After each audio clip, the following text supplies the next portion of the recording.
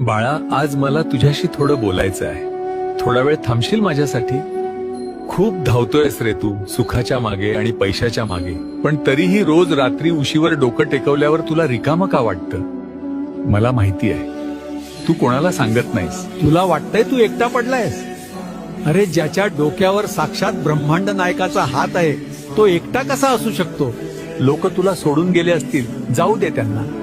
तुला ज्यांनी माती समजून पायाखाली तुडवलं त्यांनाच एक दिवस तुला डोक्यावर घ्यायला लावी.